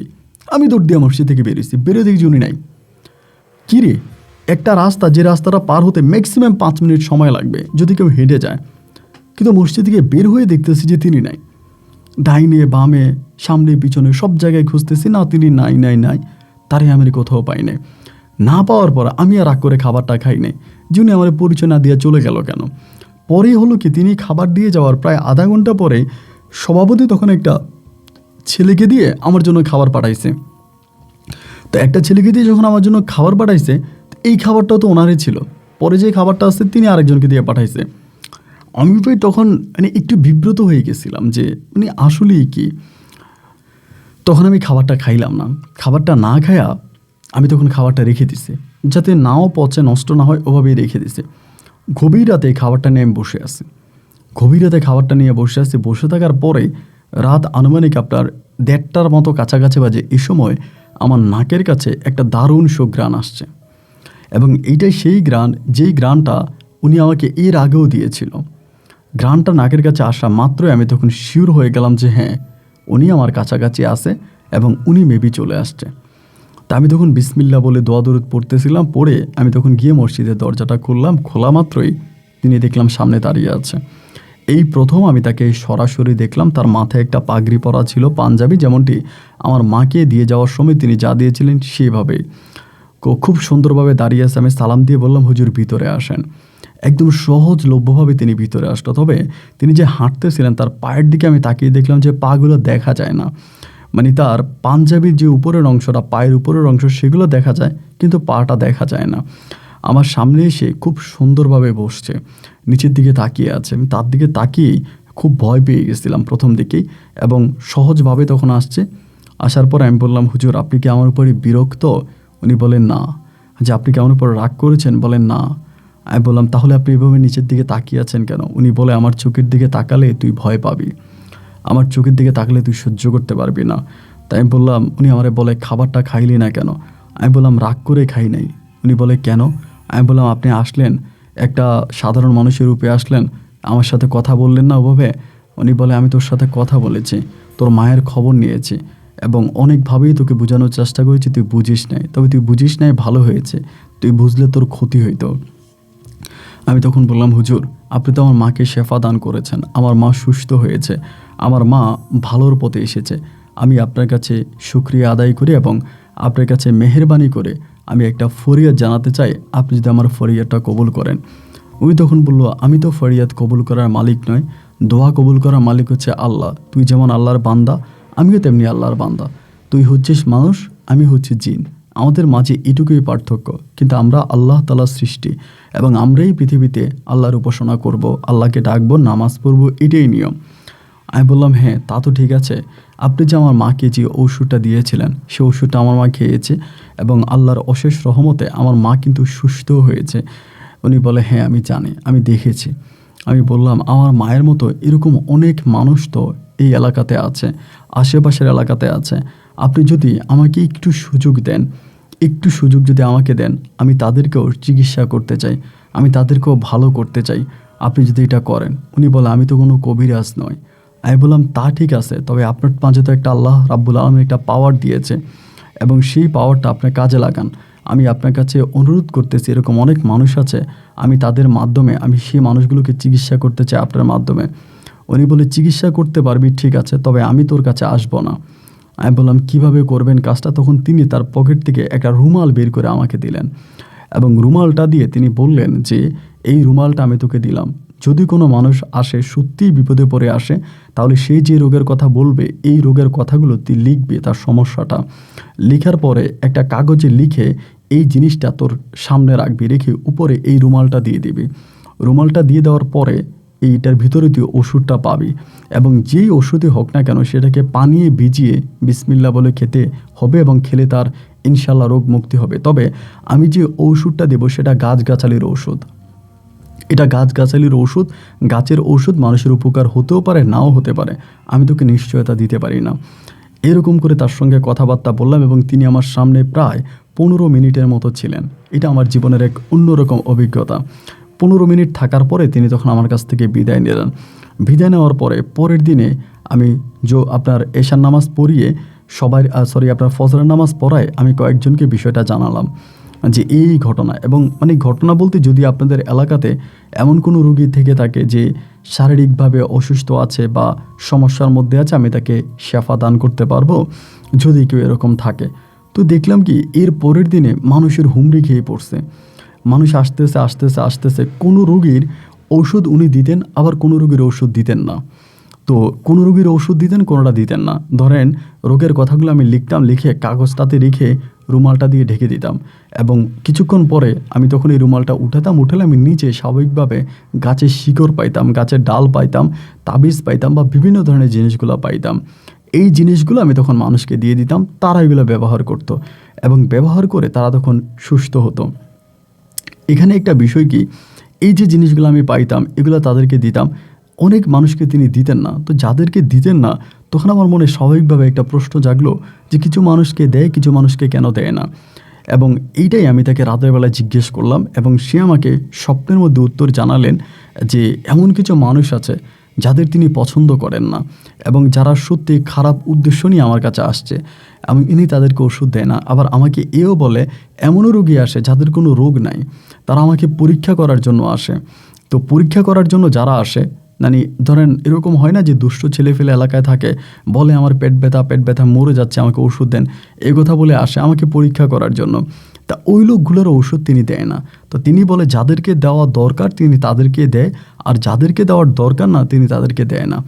এভাবেই ধরেন 1 দিন 2 দিন 3 দিন করে যাচ্ছে, এবং তার সঙ্গে আমার দেখা হচ্ছে, কথা হচ্ছে শুধু স্বপ্নের মধ্যেই। রাতের বেলায় ঘুমাতাম, তিনি আসতো, সরাসরি তাকে আমি একবারই দেখেছিলাম। এইরকম করে দিন আর রাত আর দিনগুলো কাটতে কাটতে মোটামুটি প্রায় অনেকগুলো মাস তখন পেরিয়ে যায়। কিন্তু আমি কখনো কারো কাছ থেকে একটা পয়সাও টাকা নিতাম না। মানুষ যদি জোর করেও দিতে চাইতো আমি তখনও নিতাম না। এটা ওনার করা নিষেধ ছিল যে কারো কাছ থেকে কোনো টাকা নেওয়া যাবে না, কোনো টাকা নেওয়া যাবে না। কেউ যদি জোর করেও দিতে চায় সেটাও পকেটে নেওয়া যাবে না, তাকে ফিরিয়ে দিতে হবে। যার কারণে দেখা যেত আমি কোনো টাকা পয়সা নিতাম না, যে যাই দিত, যেটাই দিত আমি সঙ্গে সঙ্গে ফিরিয়ে দিতাম, বা মসজিদে দান করে দেবেন সেটাও বলতাম না। তখন আমি প্রায় অনেক টাকা ইনকাম করি। এখানে আপনাকে একটা গুরুত্বপূর্ণ কথা বলতে ভুলে গেছিলাম, উনি আমার সঙ্গে থাকার প্রায় 4 মাসের মাথায় আমার আম্মা কিন্তু ইন্তেকাল করে। আমার আম্মা যেদিন ইন্তেকাল করে রাতের বেলায়, সেদিন উনি আমাকে খবরটা দেয়। আমি রাতে, উনি আসে আমার সঙ্গে কথা বলতেছে, কথা বলতে বলতে স্বপ্নের মধ্যে আমাকে বলে যে তোমার আম্মা কিন্তু কিছুক্ষণ আগে ইন্তেকাল করেছে। তো উনি আমাকে বিষয়টা জানায়। তো তখন তো আসলে আপনার মোবাইল ফোনের ব্যবস্থা ওরকম ছিল না, মোবাইল ফোন নাই, খবর মানে এমনি হতো। আমি তখন শোয়া থেকে ওঠার পরে মানে উনি যখন আমাকে জানায় আর কি, আমি তখন আমার ওই বাজার যে কমিটি ছিল, কমিটির কাছে গিয়ে ওনারে বললাম যে এমন এমন ঘটনা, আমার আম্মা মারা গেছে কিছুক্ষণ আগে। তো বাজারের সভাপতি আমারে বলতেছিল যে হুজুর আপনি কিভাবে জানলেন, এইখানে তো কোনো মানুষ আসে নাই, আপনার কাছে তো ওই সময় কোনো মোবাইল ফোন টোনের জামানাও ছিল না, হুজুর আপনি কিভাবে জানলেন যে আপনার আম্মা মারা গেছে? তাই আমি বললাম যে আমার কাছে খবর আসছে যেভাবে হোক উনি মারা গেছে। তো এই ঘটনার পরে হলো কি যে মানুষ আরও বেশি আসতো, মানে এত পরিমাণের মানুষ আসতো যা আসলে বলা বাহুল্য ছিল। মানে আমার তাদেরকে কন্ট্রোল করেই বড় দায় হয়ে গেছিলো। তা ওই সময়ের ভিতরে হুজুর নিজে, মানে আব্দুল হাকিম নিজেই আমাকে বলল যে তুমি আর এই ধরনের চিকিৎসা করবা না, এটা তুমি বন্ধ করে দাও। তো উনি আমাকে যখন বন্ধ করে দিতে বললো, আমি কিন্তু কারো কাছ থেকে কোনো টাকা পয়সা তো নিতামই না, ফ্রিতে দিতাম বলে মানুষ আরও বেশি আসতো।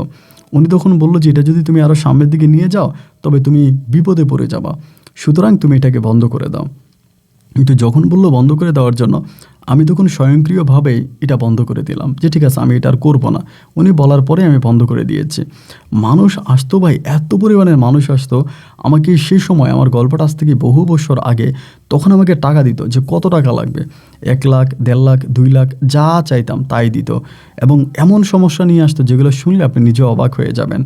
তো যারা এই লাইনে কাজ করে আমি মনে করি এরা অল্প সময়ে কোটিপতি হয়ে যায়, তাদের টাকার কোনো অভাব হয় না যদি তারা অসৎ লাইনে টাকা ইনকাম করতে চায়। আমি কখনোই অসৎ লাইনে টাকা ইনকাম করতে চাইনি, কারো কাছ থেকে টাকা নিয়েও নাই। তো এই ঘটনার পরে তখন আমি বাড়ির মধ্যে, মানে আমার এই মসজিদে আমি তখনও মুয়াজ্জিন, তো তখন আমি মুয়াজ্জিনে করি, মুয়াজ্জিনের কাজে করি। এরকম করে সময়গুলো কাটতে কাটতে একটা পর্যায়ে তখন আমার বাবা সিদ্ধান্ত নিল, আমার এলাকার লোকজন মিলে আমার ছোটো ভাইদের, তখন ছোটো ভাইরা অনেক ঝামেলা করতেছে, সমস্যা করতেছে, এবং তখন আমার আব্বা আমারে বললো যে বিয়ে করাই দেবে, মানে আমাকে বিয়ে করাবে। তো বিয়ের প্রসঙ্গ যখন আসছে তখনও কিন্তু এই আব্দুল হাকিমের সঙ্গে আমার সম্পর্ক ছিল। উনি আসতো, আমার সঙ্গে কথা বলতো, আমার সঙ্গে বেশ ভালো সম্পর্ক হয়েছিল। তো তখন আমি একদিন রাতে ওনাকে জানাইলাম যে হুজুর এমন এমন ঘটনা, আমার আব্বা তো আমার জন্য মেয়ে ঠিক করছে, এখন আমার আব্বা তো আমাকে বিয়ে করতে বলে, এখন আমি কি করব। আমি সব কিছু ওনার কাছ থেকে অনুমতি নিতাম, ওনার কাছ থেকে পারমিশন নিতাম। উনি আমাকে সহজ ভাষায় তখন বলল যে না, আপনি এখন বিয়ে করবেন না। তো যখন নিষেধ করলো আমি তখন বললাম যে আব্বা তো চাপ দিতেছে এবং আমার ছোট ভাইরা খুব উশৃঙ্খল হয়ে গেছে, তাদেরকে বিয়ে শাদী করানো দরকার, তারা বেশ খারাপ প্ল্যানে চলে গেছে, মা যেহেতু মারা গেছে, পরিবারের তো কোনো গার্ডিয়ান নাই, এই জন্য আমি বিয়ে করব এবং আমার পরপর আমি তাদেরকেও বিয়ে করাবো। উনি কি জানি বুঝে আমারে বলল যে না, আপনি এখন বিয়ে করবেন না, আপনার ভাইদেরকে আপনি বিয়ে করাই দেন। তো যখন তিনি আমাকে এটা বলল আমি তখন স্বাভাবিকভাবে যে মেনে নিলাম, ঠিক আছে তাহলে আমি আমার ভাইদেরকে বিয়ে করাই দিব। তো তখন আমি আমার ভাইদেরকে বিয়ে করাই দিলাম। দুইটা ভাই পাশাপাশি বিয়ে করাই দিছে, পরপর বিয়ে করাই দিছে, আমি বিয়ে করি নাই। এটা নিয়ে ধরেন আমার আব্বা বা পরিবারের যারা ছিল তারা মোটামুটি সবাই একটু ক্ষিপ্তই হয়ে গেলেন, রেগে গেলেন যে আমি কেন বিয়ে না করে ওদেরকে বিয়ে করাই দিলাম, আমার তো বিয়ে করা দরকার ছিল। তো যাই হোক, এই ঘটনার কিছুদিন পরেই, মানে কিছুদিন বলতে প্রায় কয়েকটা বছর পরেই, তখন আমার বয়স তো বাড়তেছে, এমন করতে করতে আমার আব্বা তখন আমাকে চাপ দিতেছে যে না তুই বিয়ে কর, বিয়ে করাই লাগবে। এরকম করতে করতে একটা পর্যায়ে আব্দুল হাকিম সাহেব বলে আমি তোর জন্য বউ ঠিক করছি, আমি তোর জন্য বউ ঠিক করছি, তোর বিয়ে করতে হবে না। তো যখন আমাকে বলছে আমার জন্য বউ ঠিক করছে, তো আমি তখন অবাক হয়ে জিজ্ঞেস করলাম যে আমার বউটা কোথায়। উনি তখন আমাকে বলল যে আমি আমার এক নাতনিকে তোর কাছে বিয়ে দিব। আমার একটা নাতনি আছে যার নাম হচ্ছে উম্মে হালিমা এবং সে দেখতে খুবই রূপসী, খুবই সুন্দরী, আমি তার সঙ্গে তোকে বিয়ে দিব, তুই তাকে বিয়ে করবি। আমি তখন বললাম যে এটা কিভাবে সম্ভব। তখনও কিন্তু ওনার সঙ্গে আমার স্বপ্নের মধ্যেই কথা হতো, রাতের বেলা আমি শুইতাম এবং তিনি আসতেন, আমি তেনার সঙ্গে কথা বলতাম। তা আমি বললাম যে এটা কিভাবে সম্ভব, আপনি এটা কীভাবে আমার সঙ্গে ওকে বিয়ে করাই দিবেন। তখন বলল যে বিয়ে করানোর অনেকগুলো প্রসেস আছে, আমি তোকে বিয়ে করাই দিব এবং তুই এটা নিয়ে টেনশন করবি না, সময় হলে তুই বুঝতে পারবি। তো এইটা আমার জীবনের সবচেয়ে অলৌকিক একটা ঘটনা। একদিন রাতের বেলায় উনি আমাকে বলে যে আগামী দিন রাতে তুই ঘুমানোর সময় পায়জামা পাঞ্জাবি এবং এভাবে পরে তুই ঘুমাবি, মানে একজন নতুন বর্ষে যে তুই ওভাবেই ঘুমাবি, মানে একজন ধুলাসে যে তুই ঘুমাবি রাতের বেলায় এবং ঘরটাকে তুই এইভাবে সাজাবি। এর আগে তিনি আমাকে কিছু দোয়া করতে বলে, কিছু নিয়ম নীতি বলে, আমি ওইগুলো পালন করি, যেভাবে আমাকে বলে সেভাবে।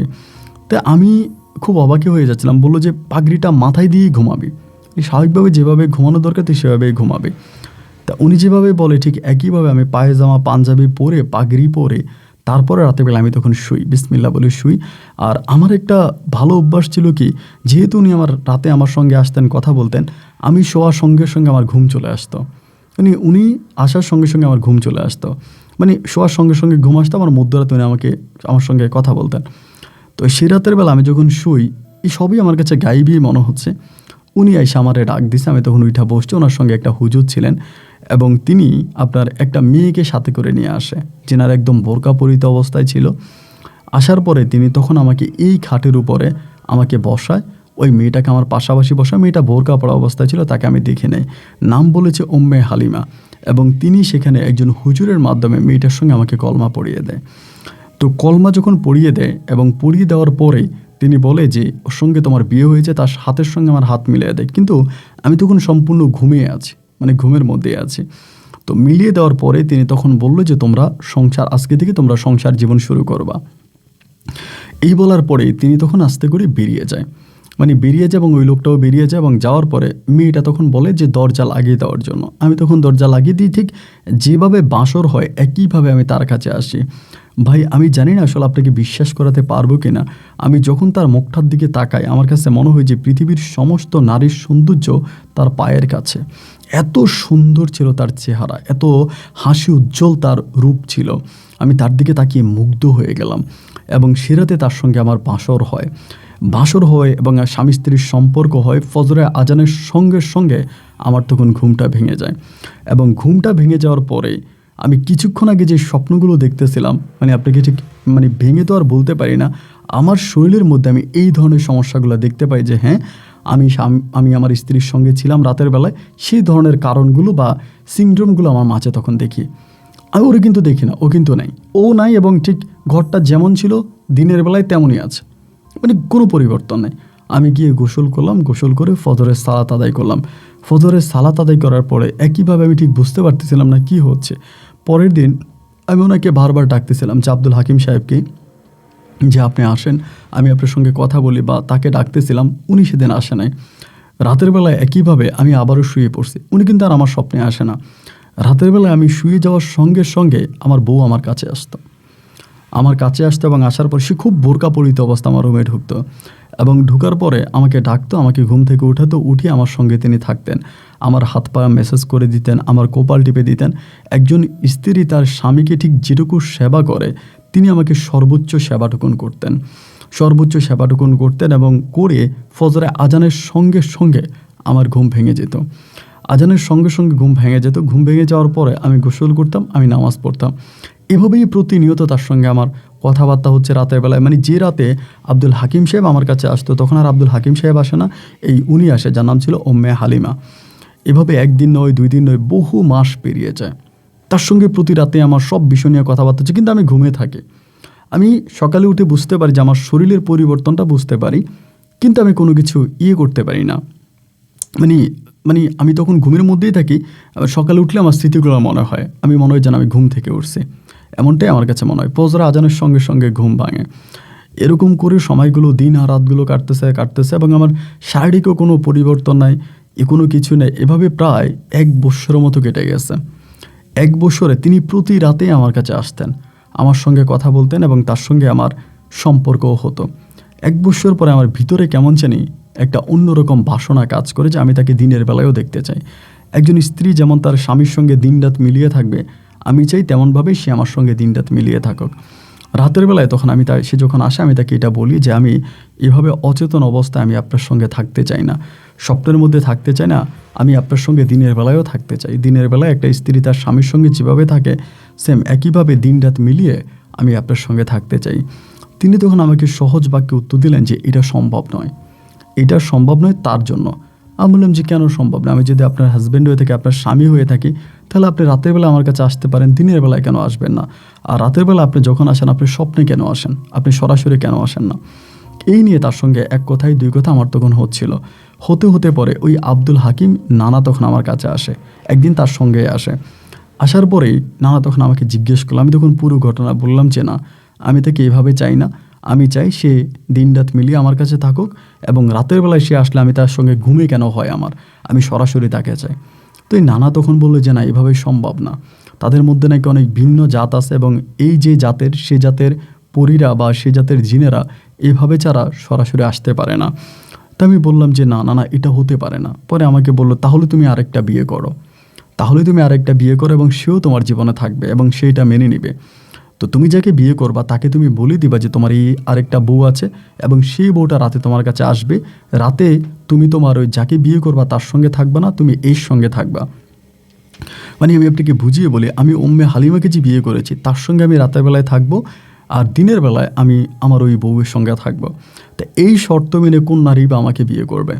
এমন করতে করতে আমি অনেকেই জানাছিলাম বা বিয়ের কথা বলতেছিলাম। এগুলো শোনার পরে কেউ আমার কাছে বিয়ে বসতে রাজি হয় না।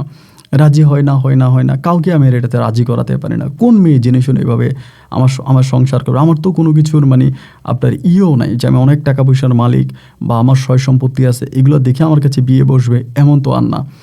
পরে বহু বছর পরে আমি তখন নিজেই সিদ্ধান্ত নিলাম যে না, আমি আর তার সঙ্গে থাকবো না।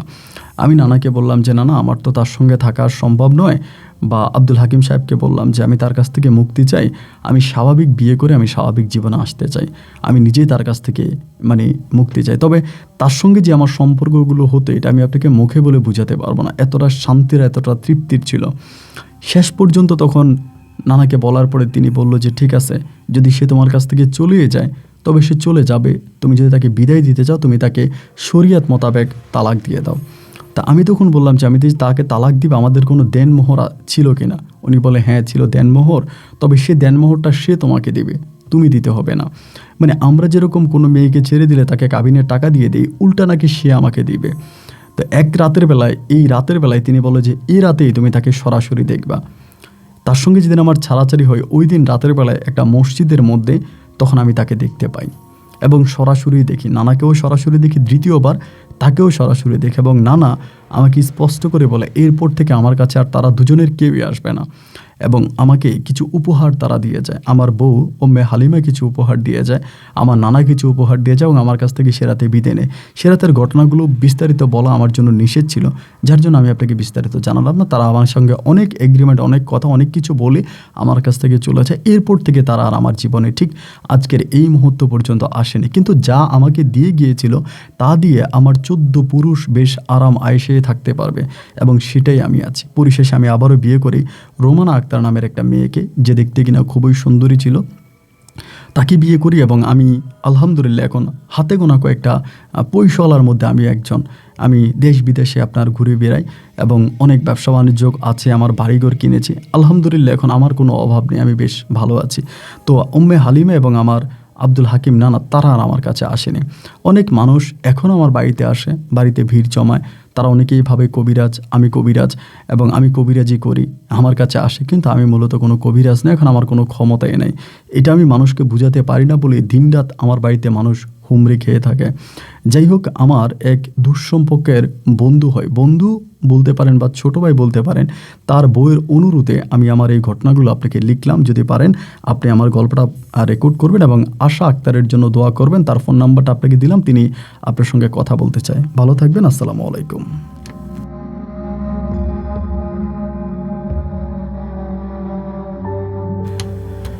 প্রিয় বন্ধুরা, সবাইকে অনেক বেশি ধন্যবাদ এই পর্যন্ত আমার সঙ্গে থেকে মোহাম্মদ দিন ইসলাম সাহেবের এই বাস্তব গল্পটা শোনার জন্য। এবং আশা আক্তার নামের যিনি ছিলেন, ওনার কেমন জানে আত্মীয় হয়, যাই হোক, তিনি বলেছে তিনার বন্ধুর বউ বা ছোটো ভাইয়ের বউ। যাই হোক, আশা আক্তারকে অসংখ্য ধন্যবাদ এবং তিনার অনুরোধের কারণে আমি তার গল্পটা পেয়েছি এবং পুরোটা গল্প আমি আশা আক্তারের ইমেল আইডিতে আমি পেয়েছিলাম। তো বন্ধুরা, যাই হোক, এই গল্প নিয়ে অনেক কিছু আপনার বলা নিষেধ ছিল, যার জন্য সমস্ত কিছু হয়তো বুঝিয়ে বলতে পারিনি। যে অংশে না বুঝে থাকেন সেটা কমেন্ট করবেন, আমি চেষ্টা করবো উত্তর দেওয়ার জন্য। বন্ধুরা, সবাইকে আরও একবার ধন্যবাদ জানিয়ে আজকের মতো বিদায় নিচ্ছি। তবে হ্যাঁ, বিনীতভাবে অনুরোধ করে যাচ্ছি, যারা এতক্ষণ পর্যন্ত আমার সঙ্গে ছিলেন তারা কিউবার ভিডিওটা যদি এই পর্যন্ত না দেখে থাকেন তো এখানে ক্লিক করে ভিডিওটা দেখে নেবেন। আর যারা দেখেছেন তাদেরকে অসংখ্য ধন্যবাদ। ঠিক 2 থেকে 3 দিন পরে কিউবার নতুন ভিডিও আসছে, সেটাও আপনাদেরকে এক অন্যরকম চমক দেখাবে। আল্লাহ হাফেজ এন্ড আসসালামু আলাইকুম।